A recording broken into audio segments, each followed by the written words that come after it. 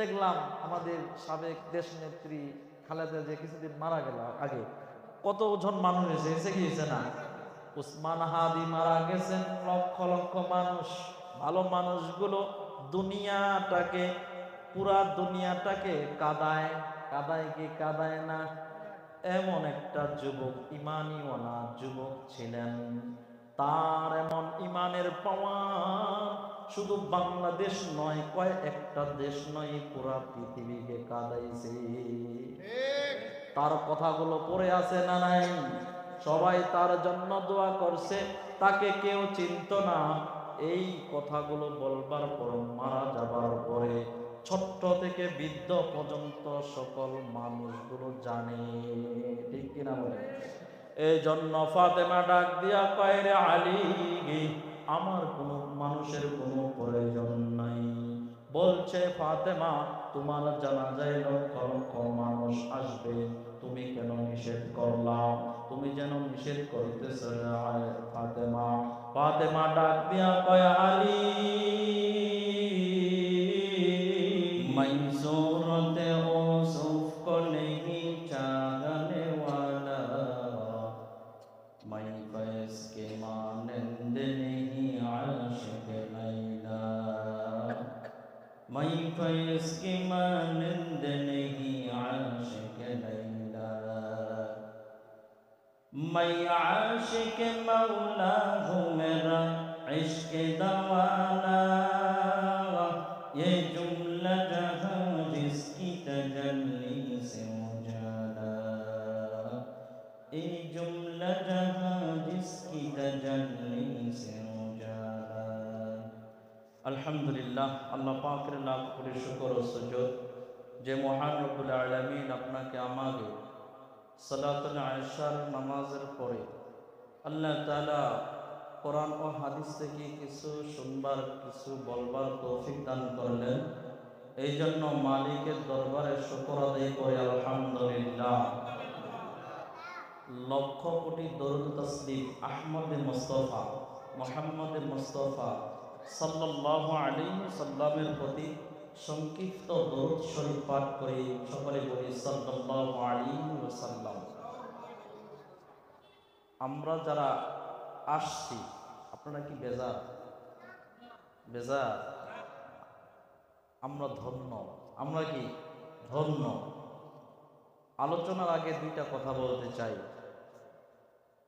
আমাদের ঘরের মধ্যে যদি কোনো কাজের, বলেন ধরেন একটা খন্তা অথবা কোদাল, দাও, যে কোনো একটা জিনিস ধরেন বানাবো, এই জিনিস বানবার জন্য আমার ঘরে একটা বড় একটা রড আছে। কি আছে বলেন? রড আছে। এই রডটা আমি একটা খন্তা বানাবো ধরেন। এখন আমি কি হাত দিয়া অন্য অন্য লোহা দিয়া কি আমি একাই করতে পারবো? পারবো না। কোথায় যাইতে হবে? কামারের দোকানে যাইতে হবে। ওই কামারের দোকানে যাওয়ার পর যদি আমি কামারওয়ালাকে বলি, ভাই আমাকে একটা দাও বানায় দেন, খন্তা বানায় দেন, বা অন্য একটা জিনিস আমাকে তৈরি করে দেন, সে ওই লোহাটাকে ও রডকে আগুনের মধ্যে দিয়া সে পরিশ্রম করে ওইটাকে, আপনি যদি দাও বানাতে চান, সে বাড়ি দিতে দিতে সেটাকে বাঁকা করবে, ঠিক কিনা বলেন? তদ্রূপভাবে আপনারা এখানে একটা ইসলাহি জলসা মাহফিল করেছেন, যারা বসছেন তারা আমল নিয়তে শুনবেন। এই নিয়ত করার দরকার, আজকে আলোচনা থেকে আমি তো অনেক গুনাহ করে ফেলেছি, যেন তওবা করে যাইতে পারি, ঠিক না? কি বলেন? তওবা করে যাইতে পারি, একটা আমল নিয়ে আমি ঘরে যাইতে পারি। আমরা নিয়ত করব জুমার দিনে খতিব সাহেবের কাছে একটা জিনিস, একটা কথা আমি যেন নিয়ে যাইতে পারি। এই নিয়তে জুমা আসি তো আমরা সুন্নতের সময়। আমার নিয়ত কি থাকবে বলেন? আমি কিভাবে সংশোধন হব? এই জন্য আমি পর্দার কিছু আলোচনা করার কথা বলা হয়েছে। যারা আসতে পারছেন যেন আমরা ওই কামারের মতো যে কোনো একটা দাও অথবা যে কোনো হয়ে যাইতে পারি, তার মানে আমাকে নিজে দাও হয়ে যাব না, এটা না। আমার গুনাহকে আমরা এখানে আল্লাহর দরবারে একদম মার্জনা করে নিব, যেন মাসুম হয়ে আমরা বাসায় যাইতে পারি। বলেন আমিন। আল্লাহ পাক বলেন সূরাতুন নূর 30 নম্বর আয়াত, কুল্লিল মুমিনিনা ইয়াগুদ্দু মিন আবসারিহিম ওয়া ইয়াহফুযু ফুরুজাহুম যালিকা আযকা লাহুম ইন্নাল্লাহা খাবীরুম বিমা ইয়াসনাউন। আল্লাহু আকবার। আল্লাহ পাক বলেন, হে পয়গম্বর আপনি জানিয়ে দেন, আমার বান্দাদেরকে জানিয়ে দেন, আপনার উম্মতদেরকে জানিয়ে দেন, হে মুমিন পুরুষরা। কাকে বলছেন বলেন? মুমিন পুরুষ। এখন কে মুমিন পুরুষ? মানুষ বলে নাই, মুসলমান বলে নাই, বলছে কি মুমিন পুরুষ। এখন কারা মুমিন? এখন যদি আমরা হিসাব করি খুঁজে পাওয়া যাবে? যাবে না। আল্লাহ বলেন, হে মুমিন পুরুষদেরকে বলো তারা যেন দৃষ্টিকে সংযত রাখে। দৃষ্টি মানে চোখ হেফাজত থাকে, এবং তাদের লজ্জা স্থানের হেফাজত করে। ইন্নাল্লাহা খাবীরুম বিমা ইয়াসনাউন, আমি যা করি আল্লাহ পাক সব কিছু জানেন। আমি যদি ঘরের ভিতরে যদি অন্যায় কাজ করি আল্লাহ পাক জানেন। আমি যদি গোপনে গোপনে কলম দিয়া মানুষকে ঠকবার জন্য কাজ করি, এটা যদি কেউ না জানে, কে জানেন বলেন তো? আল্লাহ পাক জানেন। পয়গম্বর আলাইহিস সালাতু ওয়াস সালাম বলেন, একটা সুন্দর ঘটনা তিনি উল্লেখ করে বলেন, ফাতেমা রাদিয়াল্লাহু তাআলা আনহা এবং আলী রাদিয়াল্লাহু তাআলা আনহু স্বামী স্ত্রী রোজা রাখবার জন্য সেহরিতে উঠলেন।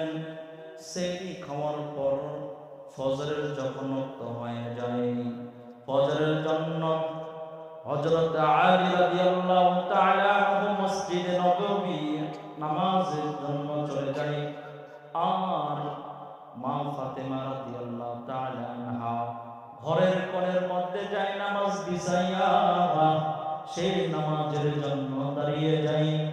যখন ফজর নামাজ শেষ হয়ে গেল, নামাজের পরে আলী যখন ঘরে আসলেন, আসার পরে দেখলেন ফাতেমা ঘরের মধ্যে যায় নামাজের মধ্যে আর খুঁজে পাওয়া যাচ্ছে না। ঘরগুলোতে ফাঁকা হয়ে আছে, ফাতেমা কোথাও নেই। আলী রাদিয়াল্লাহু তাআলা আনহু বললেন, সে তো প্রতিদিন এশরাকের নামাজ পড়ে মুসল্লা থেকে উঠেন, আজকে কেন তাকে খুঁজে পাওয়া যায় না?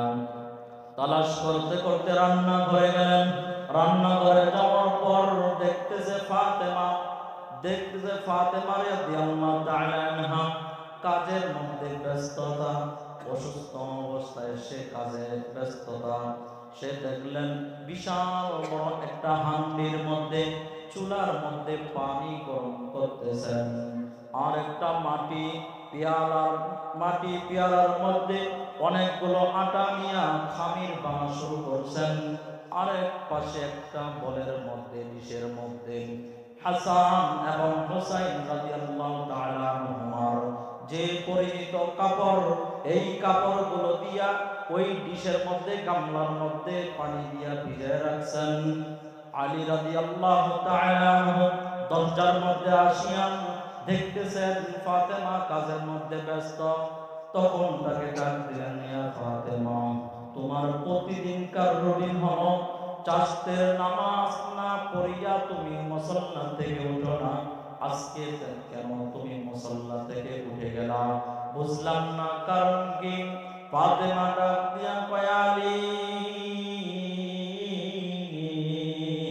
আমি যখন আজকে রাতের বেলা ঘুমিয়ে গেলাম, আমার আব্বা জান অন্ধকারের মধ্যে আমারে তালাশ করে বলে, ফাতেমা, ফাতেমা তুমি কোথায়? এইভাবে যখন তালাশ করা শুরু করলেন, ফাতেমা পিছন দিয়া ডাক দিয়া কয়, আব্বা জান আপনি কারে তালাশ করেন গো আব্বা?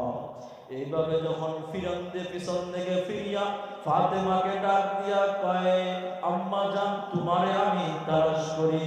বলছে, বাবা কেন আমারে তালাশ করেন না আপনি? স্বপ্নের মধ্যে ডাক দিয়া কয়, ফাতেমা তুমি তো সেরি করছো আলীর সাথে, আর ইফতার করবা আমি আব্বা জানের সাথে জান্নাতের দস্তরখানে। সুবহানাল্লাহ।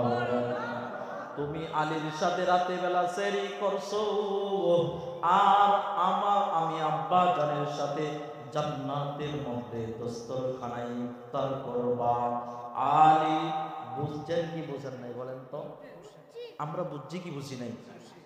1500 বছর পরে যদি আমরা বুঝতে পারি, ওই সময়ের মধ্যে আলী বুঝে ফেলছে।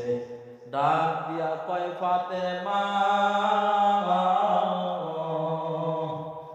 আমি বুঝতে পেরেছি তুমি কিভাবে কি করবা। এই কথা শোনার পর কান্না চলে আসা শুরু করলেন। ফাতেমা একদিকে কান্দে, আলী আরেকদিকে কান্না করে। ওই সময়ের মধ্যে হাসান আর হুসাইন পাক করে রান্না করে ঢুকে বললেন, আম্মা আব্বা বলে ডাকলেন। দেখতেছে মাও কান্দে, বাবু কান্দে। হাসান মায়ের কাছে, একজন ভাই মায়ের কাছে গেলেন, আরেক ভাই বাপের কাছে যায়, কয় আব্বা জান আম্মা জান আপনারা কেন কান্না করেন গো আম্মা? আমরা কিছু বুঝতেছি না। ডাক দিয়া কয়, বাবারা তোমরা একটা কথা শুনো, তোমরা যাও নানু জানের কবরে যাইয়া যাও। ওই কবরে যাইয়া নানু জানের কাছে শুনো আমরা কেন কান্না করি। সাথে সাথে হাসান আর হুসাইন নানু জানের কবরের উপরে গেলেন। নানু জান ছিলেন মুহাম্মদুর রাসূলুল্লাহ সাল্লাল্লাহু আলাইহি ওয়াসাল্লাম। তার কবরের উপরে বসিয়া দুইজন হাসান আর হুসাইন নানুর সাথে কথা বলে, আর মুহাম্মদুর রাসূলুল্লাহ কবর থেকে জবাব দেয়, সুবহানাল্লাহ বলেন। মুহাম্মদুর রাসূলুল্লাহ কবরের ভিত থেকে কথা বলেন, আর হাসান আর হুসাইন দুই ভাই শুনতে পায়। ওই জায়গার মধ্যে লক্ষ লক্ষ কোটি কোটি মানুষ জিয়ারত করতে যায়, কোনো মানুষ শুনে না। হাসান আর হুসাইন রাসূলের সাথে কি কথা কয় তারা কোনো শুনতে পারে না, বুঝতেও পারে না। মুহাম্মদ সাল্লাল্লাহু আলাইহি ওয়াসাল্লাম ডাক দিয়া কয়, নানু জানেরা যাও জলদি করে তোমার আম্মুর কাছে চলে যাও। আমি স্বপ্নের মধ্যে তোমার আম্মুকে বলছি, তুমি তো আলীর সাথে সেরি খেয়েছো, আর জান্নাতের মধ্যে আমি আব্বা জানের সাথে দস্তরখানে ইফতার করবা। সাথে সাথে বলছে, হাসান হুসাইন যাও জলদি করে যাও, আম্মুর দিকে তাকাই থাকো, আম্মুর সেবা করো, আম্মুর কাছে থাকো। কাল থেকে আর তোমার আম্মু দুনিয়াতে থাকবে না। আল্লাহু আকবার বলেন।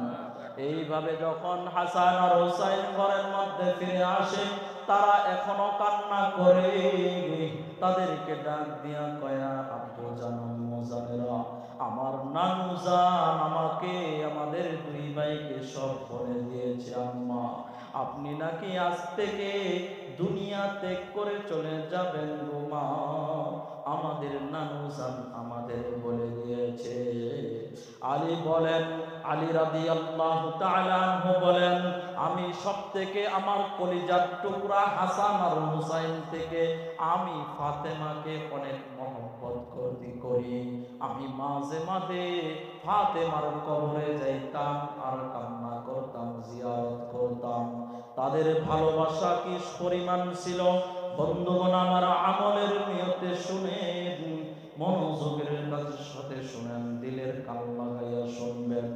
বন্ধুগণ আমার, ফাতেমার জ্বর বেড়ে যাচ্ছে, জহরে রক্ত হয়ে যাচ্ছে। ফাতেমার শরীর খারাপ, শুয়ে গেলেন। হাসানকে ডাক দিয়া কয়, বাবা তোমার বাবাকে ডাক দিয়া নিয়ে আসো। আলী রাদিয়াল্লাহু তাআলা যখন চলে আসলেন, বিছানার সামনে মাথার সামনে বসে হাতটা ধরলেন, ফাতেমাকে ডাক দিয়া কয়, রে ফাতেমা, তোমার কি হয়েছে, কেন ডাকলা, তুমি কি বলবা? হাতটা ধরে ডাক দিয়া কয়, আলী, যেদিন থেকে আমার আব্বা জান তোমার সাথে বিয়ে দিয়েছে, তুমি যেদিন থেকে আমার স্বামী হয়েছ, সেদিন থেকে এই পর্যন্ত তোমার আমি খেদমত করতে পারি নাই, ভালোভাবে তোমার খেদমত করতে পারি নাই রে আলী। আলী, আমাকে তুমি মাফ করে দাও। যদি আমাকে তুমি ক্ষমা না করো, ওই কিয়ামতের দিন নাফস, ওই মুসিবতের সময় লক্ষ লক্ষ কোটি কোটি মানুষ একটা নেকির জন্য দৌড়াইবে।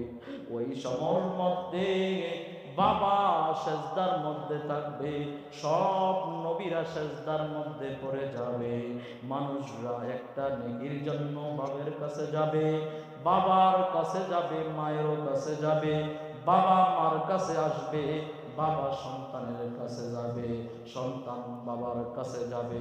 ওই সময় তুমি যদি আমার বাপরে লাঞ্ছিত হয়ে যায়, অপমান হয়, আমার কারণে যদি আমার বাপ লাঞ্ছিত হয়ে যায়, তা আমি ফাতেমা এই চেহারাটা আল্লাহর দরবারে কিভাবে দেখাবো? আল্লাহু আকবার বলেন।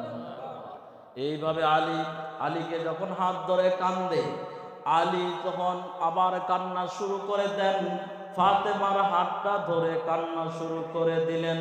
ওরে ফাতেমা, যেদিন তোমাকে লাল শাড়ি পরিয়া আমার ঘরে নিয়ে আসছিলাম, আমার ঘরে স্ত্রী হইয়া তুমি যখন আমার ঘরে আসছো, আমি তো তোমার স্বামী হওয়া যোগ্য ছিলাম না, কিন্তু পয়গম্বর আমাকে পছন্দ করে আমাকে নিযুক্ত করেছেন। ও ফাতেমা, তোমাকে আজ পর্যন্ত সারা জীবন তোমাকে পেট ভরে এক বেলা খাবার খাওয়াইতে পারি নাই। ও ফাতেমা, তোমাকে খাটের মধ্যে সুন্দর একটা চাদরের উপরে শোয়াইতে পারি নাই। ও ফাতেমা, তোমাকে সুন্দর শরীরের মধ্যে একটা কাপড় দিতে পারি নাই।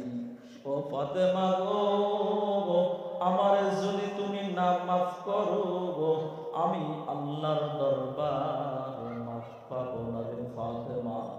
আমি কিয়ামতের দিন এই মুখ কাকে দেখাবো? আমার পয়গম্বর রাসূলকে কিভাবে দেখাবো রে ফাতেমা? আমাকে মাফ করে দাও।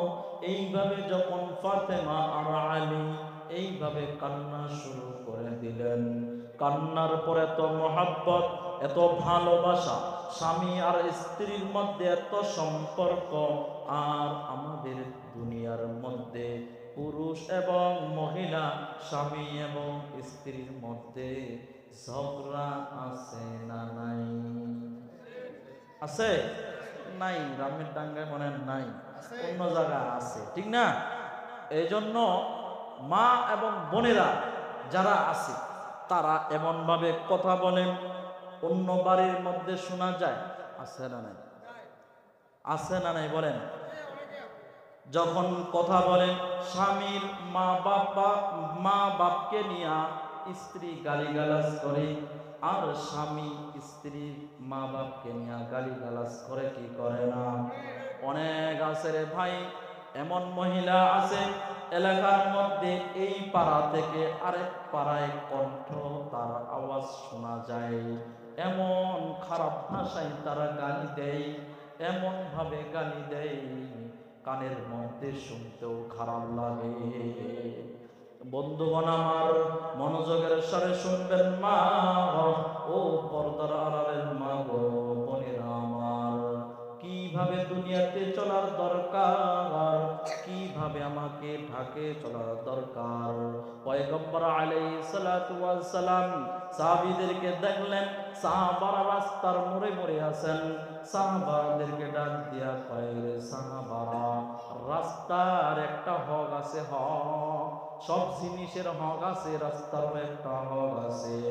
এক নম্বর হলো তোমার দৃষ্টিকে ঠিক রাখবা, হেফাজত করো, আর লজ্জা স্থানকে তুমি হেফাজত করো।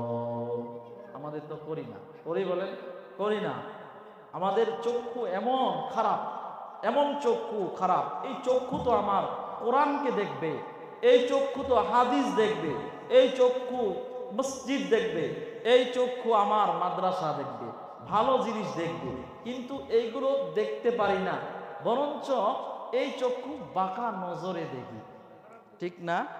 এই চক্ষুগুলো কি নজরে দেখি বলেন? এইগুলো জিনিসকে আমরা বাঁকা নজরে কি দেখি। ইমাম সাহেবের দিকে হাঁটে, তাকে আমরা সালাম তো দূরের কথা বাঁকা নজরে দেখি। তাবলীগের মানুষরা আসছে দিনের কাজের জন্য, তারা দিনের কাজ করতেছে, যখন দোকানের দিকে আসে দাওয়াতের জন্য মারি দৌড়। ঠিক নেই, লুকাই যায়, তাদের দেখতেই পারি না। ঠিক না? মসজিদের জন্য কেউ যদি টাকা চায়, আমরা 3 তলা 2 তলা ফাউন্ডেশন করব, কিছু দেন, মাথা নিচ করে দেন। আছে না নাই? কথা কয়। আমি কি কবরস্থানে এখানে বয়ান করতেছি নাকি মসজিদে? কোথায় কথা কোন? কথা কইলে দিলের মধ্যে লাগলে, যেভাবে আমরা নিচের মধ্যে মাটিতে একটা লোহা জিনিস মারি, ফাটে নিচে চলে যায়, যায় কি যায় না? যখন কথা বলবো, আল্লাহু আকবার বলবো, সুবহানাল্লাহ বলবো, তাকবীর দিব, যে পরিমাণ গুনাহ থাকুক না কেন, এই তাকবীরের তাসিরে আমার গুনাহটা ফাটে ঢুকবে। সুবহানাল্লাহ। দেওয়ার দরকার আছে না? শুধু মরা মানুষের মতো কবরস্থানের সামনে খতিব সাহেব বয়ান করে যায়, সুবহানাল্লাহ কয় না, আলহামদুলিল্লাহ কয় না, আসে ঘুমায়। আছে না নাই? নাই মনে হয়, এজন্য কথা কম না। মাহফিলের মধ্যে দেখবেন যে ঘুমাচ্ছে, বয়ান একটু হচ্ছে, এখানে যা ঘুমায়। ঠিক না? ভালো জিনিসে ঘুমায়, ভালো কথা হচ্ছে। যদি সারাদিন রামের ডাঙ্গার মধ্যে যদি নাজার গান হয়, ডেক্সের বাজানো হয়, দেখবেন যে মা বোনদের, পুরুষদের, যুবকদের সবার ঘুম হারাম। সবাই ওইখানে দৌড়, আগে সিট নেওয়ার জন্য চলে গেছে। আছে না নাই? সবাই যায়, কিন্তু কপাল পোড়া তারা, যে মুসল্লিরা কপাল পোড়া, অনেক দিন থেকে শুনতেছে আমাদের জামাতের মধ্যে মসজিদে ইসলাহি বয়ান হবে, দোয়া হবে, আলোচনা হবে, আজকেও মনে হয় এলান হয়েছে, কিন্তু কপাল পোড়া আমরা এখনো আসি নাই মসজিদে, এই জায়গা সিটটা ধরতে পারি নাই। জান্নাতের সিট তাকে ভালো লাগে না, জান্নাতের চেয়ার তাকে ভালো লাগে না, তাকে ভালো লাগে অশ্লীল জিনিস আর খারাপ, যেইগুলোর দ্বারা জাহান্নামের রাস্তা, সেইগুলো সে 1 নম্বর। ঠিক কিনা বলেন? এইভাবে ফাতেমা রাদিয়াল্লাহু তাআলা আনহা এইভাবে যখন কান্না করলেন, আলীও কান্দে, ফাতেমাও কান্দে। ফাতেমা ডাক দিয়া কয়, রে আলী, আমার একটা ওসিয়ত আছে রে আলী। কি ওসিয়ত আছে একটু জানাইয়া দাও। ফাতেমা ডাক দিয়া কয়, আলী, তুমি তো জানো আমার আব্বা জানের সাথে আমি জান্নাতের মধ্যে ইফতার করব, আমি বেশিক্ষণ থাকবো না। এলাকার মানুষদেরকে, কোন মানুষকে বলবেন না যে ফাতেমাতুজ জহরা ইন্তেকাল করেছে। আমার নসিহত হলো, কোন মানুষ, কোন ব্যক্তি যেন না জানে ফাতেমা মারা গেছে। আলী ডাক দিয়া কয়, রে ফাতেমা, তুমি মারা গেলে, তোমার মৃত্যুর কথা যদি কেউ শুনে, সবাই লক্ষ লক্ষ মানুষ তোমার জানাজায় অংশগ্রহণ করবে। করবে কি করবে না? ভালো একজন মানুষ যদি আমাদের এলাকায় মারা যায়, তো অনেক মানুষ আসবে। আসবে কি আসবে না? দেখলাম আমাদের সাবেক দেশ নেত্রী খালেদা যে কিছুদিন মারা গেল আগে, কতজন মানুষ এসে গিয়েছে না? উসমান হাদি মারা গেছেন, লক্ষ লক্ষ মানুষ। ভালো মানুষগুলো দুনিয়াটাকে, পুরা দুনিয়াটাকে কাদায়, কাদায় কি কাদায় না? এমন একটা যুবক, ইমানিওয়ালা যুবক ছিলেন, তার এমন ইমানের পাওয়ার শুধু বাংলাদেশ নয়, কয়েকটা দেশ নয়, পুরা পৃথিবীকে কাঁদাইছে। তার কথাগুলো পড়ে আছে না নাই? সবাই তার জন্য দোয়া করছে, তাকে কেউ চিনত না। এই কথাগুলো বলবার পর, মারা যাবার পরে ছোট্ট থেকে বৃদ্ধ পর্যন্ত সকল মানুষগুলো জানে, ঠিক কিনা বলে? এই জন্য ফাতেমা ডাক দিয়া কয়, রে আলী, আমার কোনো মানুষের কোনো প্রয়োজন নাই। বলছে ফাতেমা, তোমার জানাজায় লক্ষ লক্ষ মানুষ আসবে, তুমি কেন নিষেধ করলা? তুমি যেন নিষেধ করতেছ ফাতেমা।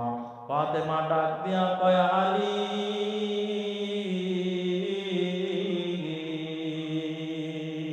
আমি যখন মারা যাব, আমি যখন দুনিয়া থেকে চলে যাব, মানুষ যখন জানবে আমার জানাজায় লক্ষ লক্ষ কোটি কোটি মানুষ জানাজায় অংশগ্রহণ করবে, কিন্তু দেখবে পয়গম্বরের মেয়ে, জীবনে পয়গম্বরের মেয়ে দেখে নাই, আজকে তারা দেখার জন্য জানাজায় অংশগ্রহণ করবে।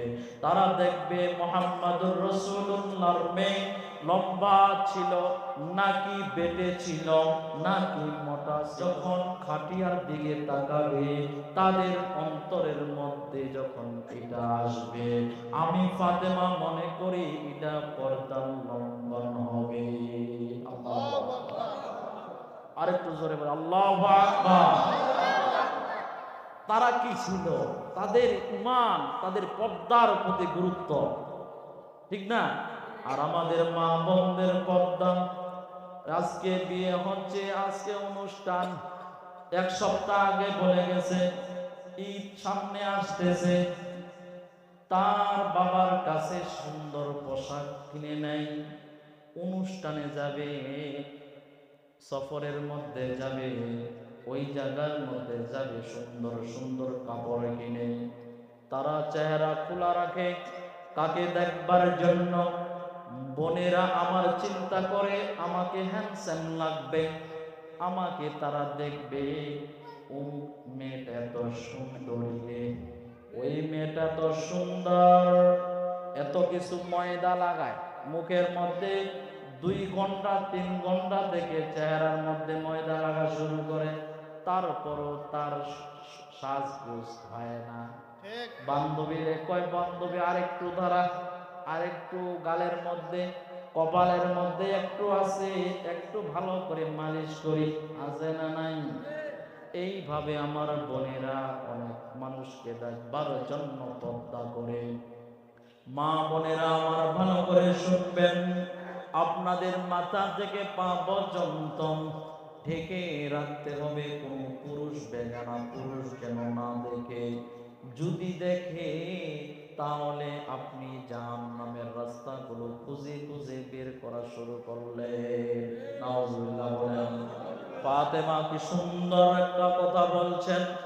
আলীকে ডাক দিয়া কয়, আলী, আমাকে যদি খাটিয়ার মধ্যে তাকাই, আমাকে দেখবে ফাতেমা কি লম্বা না খাটো, চিকন না মোটা, এইটার দিকে তাকাইলে আমার পর্দার লঙ্ঘন হবে। এই জন্য কোনো মানুষ যেন না জানে, তুমি কাউকে দাওয়াত দিবা না, কাউকে বলবা না যে মুহাম্মাদুর রাসূলুল্লাহ সাল্লাল্লাহু আলাইহি ওয়াসাল্লামের কন্যা ইন্তেকাল করেছে, তুমি হাসান হুসাইন সহ জানাজা পড়ে আমারে দাফন করবা। আল্লাহু আকবার। এইভাবে যখন বললেন, নিঃশ্বাস ত্যাগ করে যখন আজরাইল তার জান কবজ করে নিয়ে চলে যায়, যাওয়ার পরে রাত যখন গভীর হচ্ছে, আলী তো টেনশনে পড়ে গেল। মসজিদের যে খাটিয়া 4টা খুঁটি আছে, 4টা খুঁটি আছে না নাই? যখন ওই ফাতেমাকে আমরা শোয়াইছি, আমি যদি পিছন দিকে 2 খাটিয়া এইভাবে ধরি, সামনে আরেকজন ব্যক্তির দরকার আছে না? চিন্তা করলো, হাসান আর হুসাইন তো 2 জন শিশু বাচ্চা, তারা কিভাবে, তারা ধরতেও তো পারবে না, আরেকজন মানুষের প্রয়োজন। আমি যদি পিছন দিক দিয়া ধরি, পিছন দিক দিয়া দুইটা খুঁটি ধরে উপরে ওঠাই, সামনে আরেকজন ব্যক্তি লাগবে খুঁটিটা ধরবার জন্য।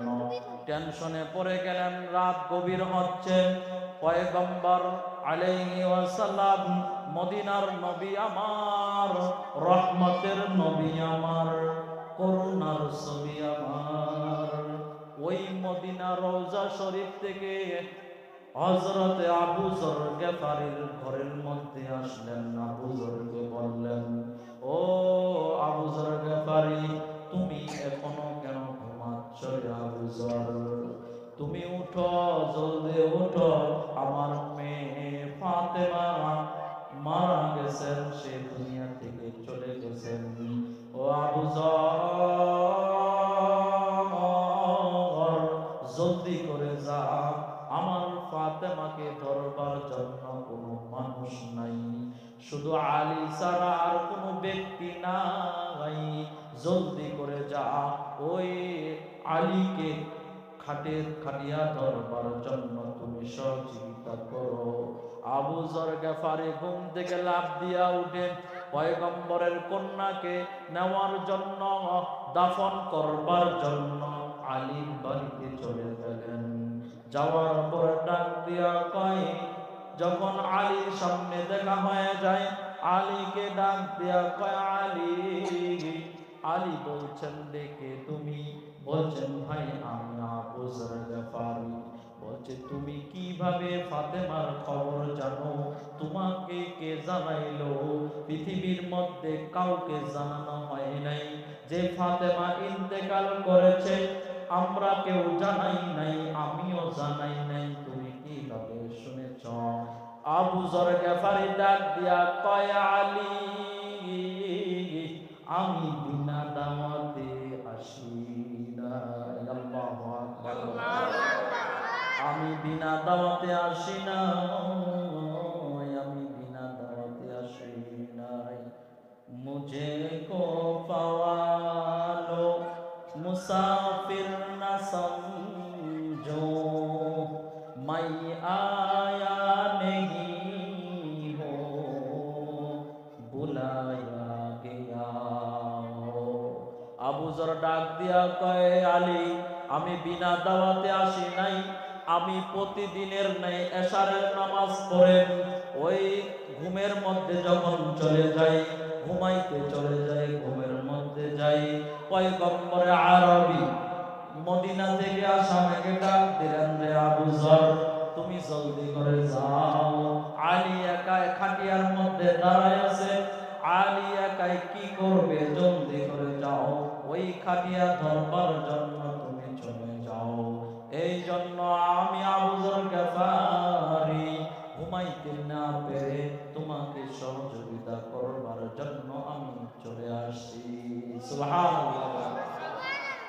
আলী ডাক দিয়া কয়, ঠিক আছে, জানাজা পড়ি। হাসান, হুসাইন, আলী এবং আবু যর গিফারী, এই চারজন ব্যক্তি ফাতেমা রাদিয়াল্লাহু তাআলা আনহার জানাজা পড়ে যখন দাফন করলেন, যখন ফাতেমাকে শোয়া দিলেন কবরের মধ্যে, শোয়া দিয়া ডাক দিয়া কয়, ওই কবর, তোমার তো একটা বড় অভ্যাস খারাপ, তুমি কোনো মানুষকে দেখলে তুমি খালি সিম মারো। কি মারো বলেন? তুমি অনেক অভ্যাস খারাপ, মানুষকে পাইলে তুমি সিম মারো। আজকে কে আসতেছি জানেননি? আজকে কে শুইছে জানোনি রে কবর? আজকে হলো মুহাম্মাদুর রাসূলুল্লাহ সাল্লাল্লাহু আলাইহি ওয়াসাল্লামের কন্যা ফাতেমাতুজ জাহরা, সে আজকে তোমার বুকে শোয়াই দিলাম। আজকে তোমার বুকে কে শুইছে জানোনি? হাসান হুসাইনের মা, যে হাসান হুসাইন জান্নাতের যুবকদের সর্দার, আল্লাহু আকবার বলেন, তার মাকে তোমার এখানে শোয়াই দিলাম। ও কবর, আজকে কাকে শোয়ানো হয়েছে জানোনি? আজকে শোয়ানো হয়েছে আলী রাদিয়াল্লাহু তাআলা আনহুর বিবি ফাতেমা রাদিয়াল্লাহু তাআলা আনহার কন্যা, রাদিয়াল্লাহু তাআলা আনহুর কন্যা বিবি ফাতেমাতুজ জাহরাকে শোয়ানো হয়েছে। ও কবর তুমি শুনে নাও, তুমি তাকে চাম্মার বানা। সেই কবর ডাক দিয়া বললেন, জবান খুলে গেলেন এবং ডাক দিয়া কয়, রে আবু যর, আমার এই জায়গার মধ্যে কোনো বংশর পরিচয় নাই। আল্লাহু আকবার। আমার কাছে যারা ভালো করবে, আমার কাছে যারা ভালো আমল নিয়ে আসবে, তাকে আমি ব্যবহার ভালো করব। আর যদি খারাপ আমল নিয়ে আসে, তার সাথে আমি ওই ব্যবহার করব। আল্লাহু আকবার বলেন। ওই কবর ডাক দিয়া কয়, আনা বাইতুল ওয়াহদাতি, আনা বাইতুল ওয়াহশাতি, আনা বাইতুল যুলমাতি, আনা বাইতুদ দূর। আমি একলা ঘর, আমি অন্ধকার ঘর, আমি সাপ বিচ্ছুর ঘর, আমি অপরিচিত ঘর। আমার সামনে কোনো বংশের পরিচয় চলবে না। চলবে বলেন? কবরের মধ্যে চলবে কোনো বংশের পরিচয়? চলবে না। এই জন্য আমরা যেন, যেটা আল্লাহ পাক আমাদেরকে দুনিয়ার মধ্যে পাঠাইছেন, যে ঈমান আমাদের যে একটা সম্পদ, এই সম্পদটা আমরা ইহদিনাস সিরাতাল মুস্তাকিমের যে রশি, এই রশিকে আমরা শক্ত করব এবং ধরার চেষ্টা করব, যেন এই রশি নিয়ে আমরা ডাইরেক্ট জান্নাতে যাইতে পারি। সুবহানাল্লাহ বলবেন না? এই জন্য আমরা শুধু মহিলাদের জন্য না, আমরা যে পুরুষ আছি, পুরুষদের জন্য চোখকে নিচু করতে হবে। শুধু মহিলাদের দোষ দিলে হবে না, পুরুষদেরকেও দরকার আছে, ঠিক কি না? ফেসবুকের মধ্যে ঢুকে দেখে মেয়েটা এত সুন্দর, একটু লাইক না করলে হয়তো না, হক আদা হবে না। কমেন্ট না করলে ফেসবুকের হক আদায় হবে না। মেসেঞ্জারে মেসেজ না দিয়ে হক আদায় হবে না। আছে না নাই যুবকেরা? এই জন্য বন্ধুগণ, আমার আখলাককে ভালো করব, ইমানকে, আমার চরিত্রকে ভালো করব। আল্লাহ পাক আমাদেরকে ভালো কথাগুলোর উপর আমল করবার তৌফিক দান করেন। ওয়া আখিরু দাওয়ানা আলহামদুলিল্লাহি রাব্বিল আলামিন। আসসালামু আলাইকুম ওয়া রাহমাতুল্লাহ।